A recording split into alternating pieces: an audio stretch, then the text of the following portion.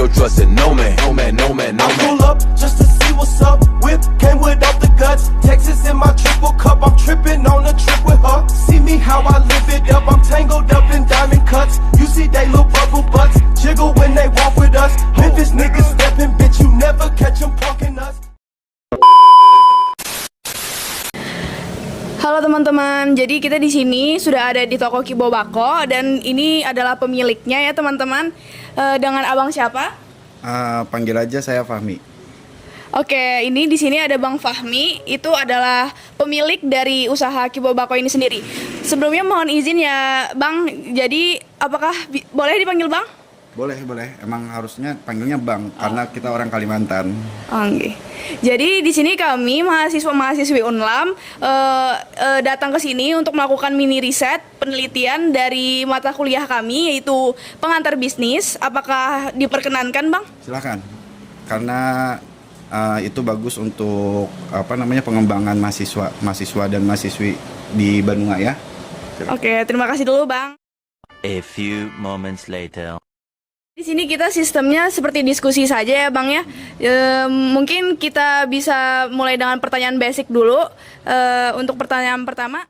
Baik, sebelumnya perkenalkan Bang, saya Selvia Zara Taufik dan Selvia Bang. Selfie. Iya baik, izin bertanya Bang. Jadi gini Bang, sejak kapan sih Bang kira-kira toko ini ada dan berapa lama toko ini sudah berdiri Bang? Untuk pendirian toko ini kita bangun tuh tahun 2021, tepatnya 1 Juli, hari Pancasila ya, 1 Juli ya. 1 Juli 2021. Nah, terus untuk berarti sudah kurang lebih 3 tahun ya, 3 tahunan. 3 tahun ya Bang? 3 tahun. Baik, nah kira-kira toko ini kan dengan nama Kibo Bako ya Bang? Bako Nusantara. Iya Bang, dan toko ini apa sih Bang yang dijual selain dari dibalik nama itu Bang? Kibo Bako ini yang pertama yang jelasnya pasti tembakau ya, tembakau, terus sisanya itu tentang tools-toolsnya aja, seperti peralatan, perlengkapan, kan gitu. Gitu Bang. Lalu yang saya lihat nih ya Bang, untuk tempatnya ini sangat strategis gitu Bang, karena memang dilewati juga para mahasiswa dan juga ini termasuk komplek yang sangat besar itu Bang. Nah, kenapa sih Bang jadi memilih tempat ini menjadi tempat usaha Abang gitu? Pertama sih kalau untuk tempat ya Selvia itu kenapa jadi kita milih tempat ini? Yang pertama kita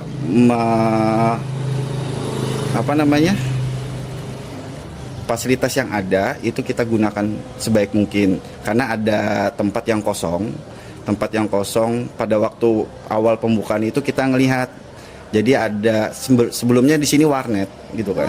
Nah jadi karena ini juga cukup di pinggir jalan, walaupun banyak orang yang lalu lalang itu, jadi kita pastikan di sini bisa kita buka untuk marketnya. Baik Bang, mungkin kita beralih ke pertanyaan berikutnya ya. Baik, sebelumnya Bang perkenalkan saya Fitria Rahmasari, bisa dipanggil Fitria. Ya, izin melanjutkan wawancara tugas kali ini. Selanjutnya yaitu mengenai dari waktu pertama kali Abang pilih usaha ini, kenapa tuh tiba-tiba terlintas ide usaha tembakau? Kenapa bukan ide usaha yang lainnya di antara sekian banyak pilihan ide usaha? Karena aku ada kebutuhan yang dimana kebutuhan itu, kalau bagi aku perokok, laki-laki yang perokok gitu kan, banyak juga kan laki-laki yang nggak perokok ya. Nah laki-laki yang perokok ya aku harus memenuhi kebutuhan itu gitu loh.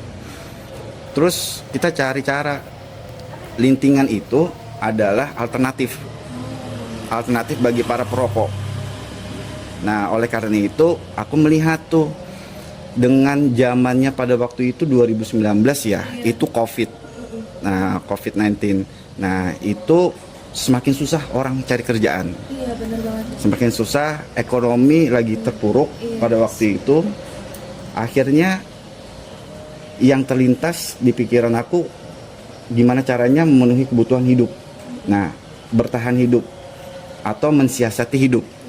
Perlu kita garis bawahi, mensiasati hidup tuh perlu. kan gitu ya.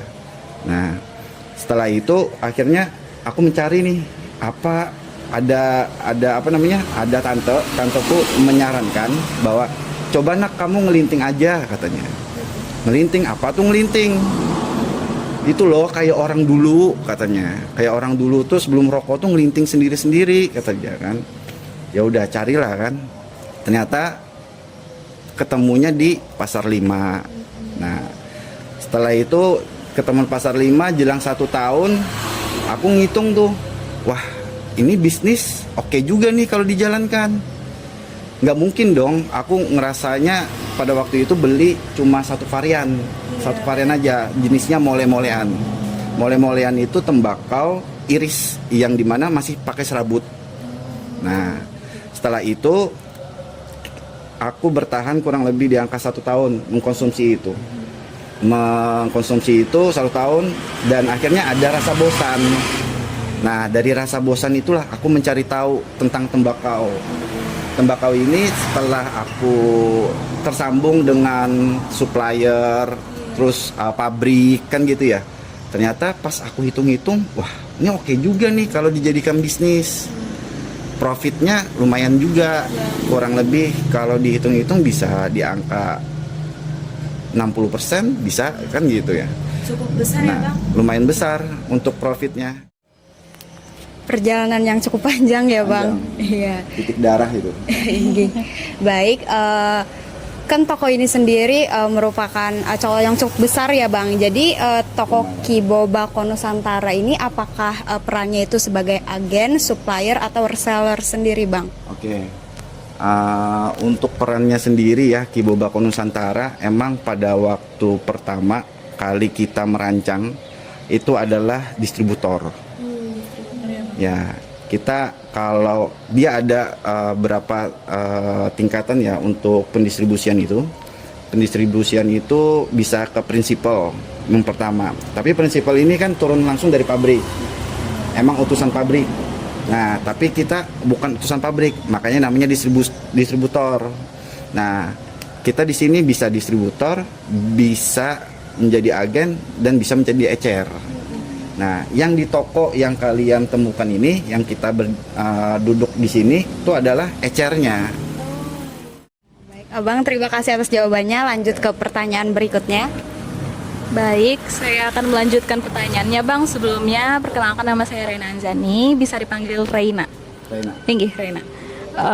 Saya mau nanya, berarti kalau sudah didistribusikan kemana saja, berarti toko Abang ini melayani penjualan secara online ya Bang? Ini dia nih. Untuk kita tahu zaman sekarang itu posisinya banyak yang jualan dengan online ya. Akan tapi untuk Kibo Bako Nusantara sendiri itu belum mumpuni untuk SDM-nya. Karena kita terlalu sibuk, bahkan aku pun juga sampai saat ini tuh masih kerja gitu kan. Aku kerja juga di luar, bukan hanya ngurusin ini aja gitu kan. Jadi kalau misalkan kita bicara tentang online itu belum, apalagi sampai masuk marketplace. Nah, marketplace yang ada kan tahu sendiri kan, toko orange, toko hijau kan gitu ya. Nah, jadi itu kita belum masukin, dan susahnya ketika kita masuk marketplace itu adalah tentang ketentuan perokok di Indonesia, legalitasnya. Nah, lisensi untuk perokok di Indonesia itu sebenarnya susah. Makanya kalau kalian pernah ngelihat iklan rokok, pasti selalu malam, tengah malam, ya kan? Nah, kenapa jadi di marketplace pun juga dilarang. Jadi kalau untuk marketplace kita nggak bermain, nggak memasarkan di produk di sana. Tapi kalau misalkan postingan melalui Facebook, terus IG, itu iya. Cuma karena marketplace ini kan berbeda dengan pemesanan online ya. Nah, kalau marketplace kan sudah tersistem dia, karena melalui pihak ketiga marketplace-nya. Nah, kalau misalkan pesanan online, kita sering, misalkan orang dapat ketemu dari IG, orang dapat ketemu dari Facebook, kan gitu ya, sering kalau kayak gitu. Tapi kalau marketplace-nya belum. Sebelumnya izin memperkenalkan diri Bang, nama Ulun Dinia Sipautami, biasa dipanggil Dini. Dini. Oke, pertanyaannya, apakah selama usaha ini berlangsung pernah mengalami kerugian? Kalau kerugian, kalau kita bilang ya, buat teman-teman semua, mahasiswa-mahasiswi, itu kalau kerugian di dalam usaha pasti ada, ya. Karena usaha itu nggak ada yang jelas, pasti ada ruginya. Pasang surut tuh pasti ada dalam kehidupan. Begitu juga dengan usaha, ya. Jadi kalau aku jawab secara pribadi, personal tentang Ki Bobako Nusantara, ada ruginya. Gitu.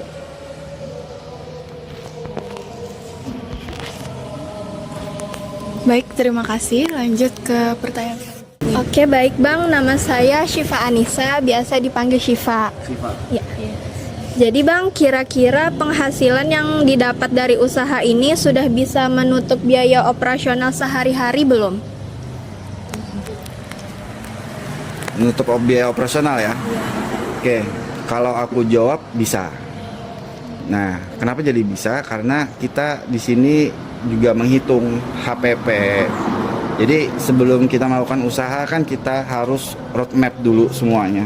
Barang-barang, perhitungan HPP berapa gitu kan. Jadi dari hasil itu kita bisa analisa untuk pendapatan, pengeluarannya seperti apa kan gitu. Masuknya itu sebenarnya ke budgeting. Masuknya ke budgeting ya. Jadi setelah kita hitung semua, alhamdulillah bisa tertutupi semuanya untuk biaya operasional. Mungkin itu tadi saja yang kami dapat kulik dari kewirausahaan dan juga dari usaha Ki Bobako Nusantara ini ya Bang. Sebenarnya saya dan teman-teman dan seluruh rekan mengucapkan terima kasih banyak karena hari ini Abang telah memberikan kesempatan kepada kami untuk mengetahui gimana sih awal mula dari Ki Bobako Nusantara tersebut, mulai dari bagaimana peran Abang di sini dan berbagai historis yang ada di dalamnya Bang. Dan kami harap ini bisa menjadi pelajaran juga buat kami menjadi dan juga menjadi semangat buat kami untuk berwirausaha untuk kedepannya Bang. Mungkin cukup aja kita wawancaranya. Kita akhiri. Assalamualaikum warahmatullahi wabarakatuh.